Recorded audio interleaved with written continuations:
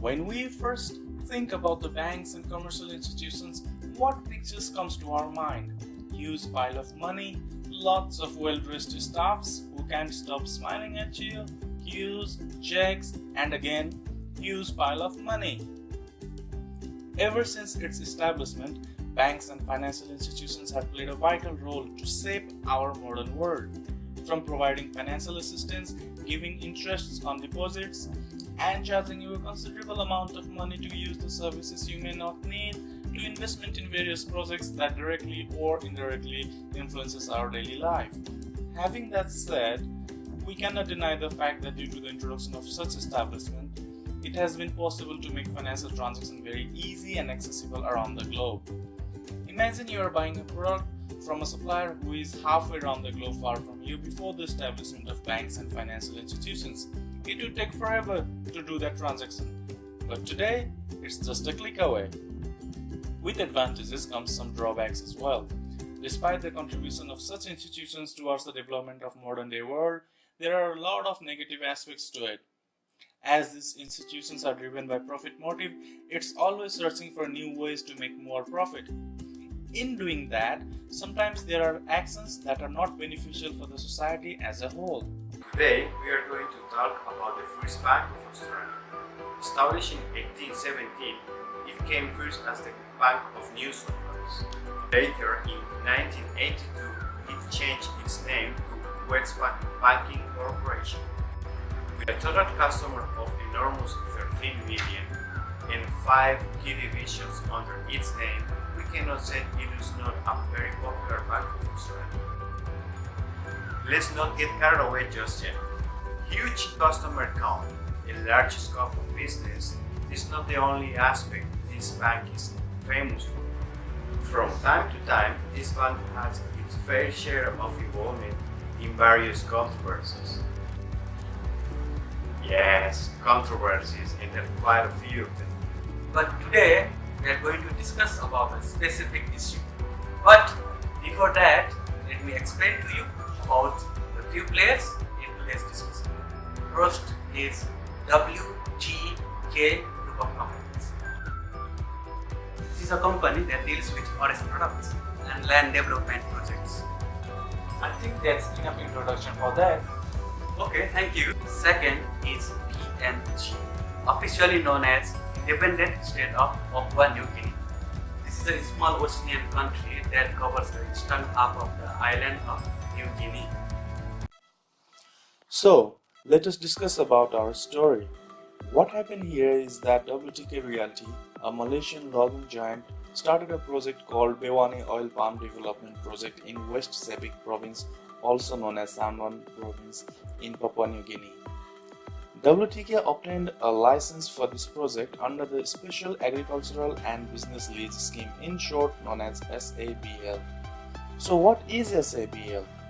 To put it into simple words, under this scheme, an organization is allowed to exploit the natural resources of the permitted region without causing any harm to the ecosystem around it.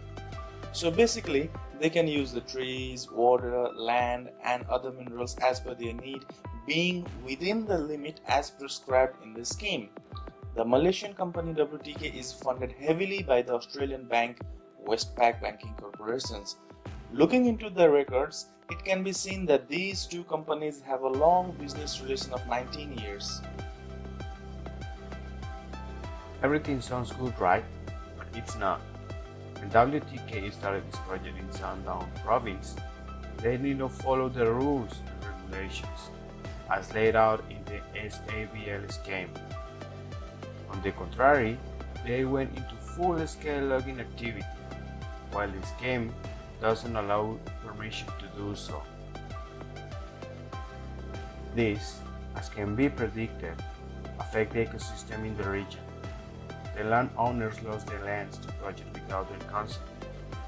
The freshwater rivers got polluted, which resulted in death of aquatic creatures and various other impacts.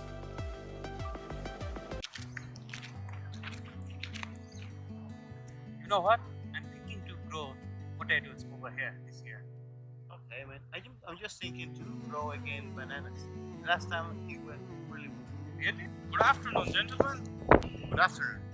How can we help you? This land belongs to WTK. We are going to develop a big project here. Our project is worth millions of dollars, US dollars. This land is ours. What? Are you out of your mind? He seems like he just finished a bottle of Black Daniels for breakfast. Quiet. See for yourself.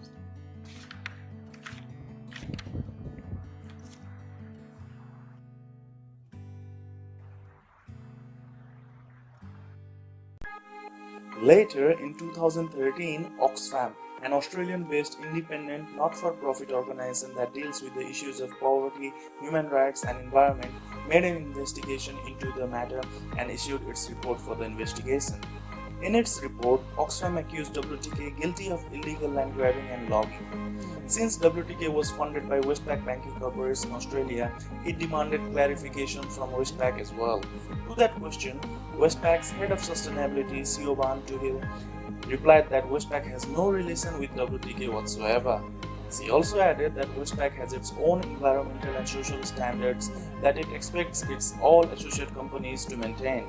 And in case associate companies fail to maintain that standard, she claimed that Westpac has ended its relation with such companies.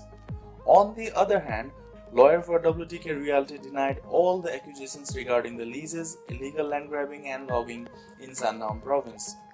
Taking everything into consideration, let's say WTK is innocent and Westpac is correct, but still the fact remains that a huge part of pristine rainforest of Sandaun disappeared, aquatic life ended, and WTK Realty has been working on its project in that area, and reportedly Westpac has funding arrangements with WTK for a long time.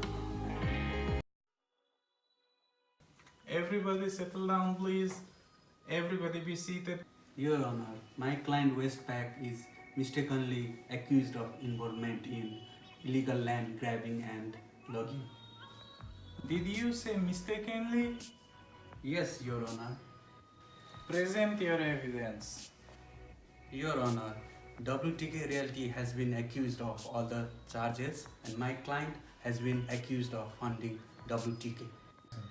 But as soon as my client came to know that their associate organizations are not meeting the company's standard, they ended their relation with such organization. My client has written evidence.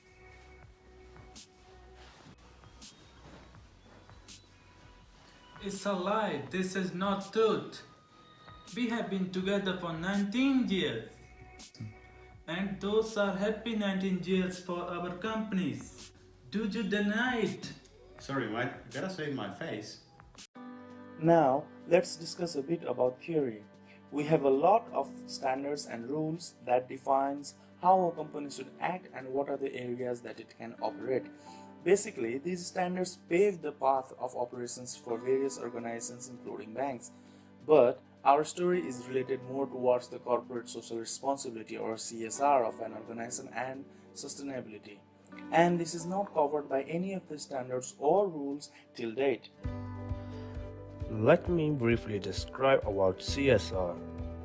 It is an ethical and moral obligation of an organization towards the society and environment. An organization survives, operates, and grows in a society, and it depends upon the resources provided by the environment. So the concept of CSR says that if an organization is to operate and thrive in a society by using resources from environment, it is morally liable to work towards the protection and betterment of society and elements of environment. Even this concept is not legally binding to the organizations. Different organizations adopt this concept for various reasons. For example, to improve the brand image in the market, to gain public faith, and to the very least to actually care about the environment. Keeping that in mind, our organizations in discussion, Westpac and WTK, are no different. In their official websites and annual reports and all other public documents, they claim that social issues and sustainable environment are amongst their top concerns. They say that their organization is always working towards their goal of sustainable environment. But as it can be seen, the reality does not agree with their claim. Hence, in conclusion, we derive that Westpac is giving money to WTK to operate their project in Sundown PNG. WTK worked as per plan. Both organizations made a lot of money out of that project until Oxfam laid its eye on that project. It made a detailed investigation in that issue and reported that the project has been obtained in illegal manner and the project itself is not operated as per permitted. As a result, the ecosystem of the region was severely hampered, not to mention the losses of residents of that region. Westpac denied its relation with WTK and WTK denied all the accusations.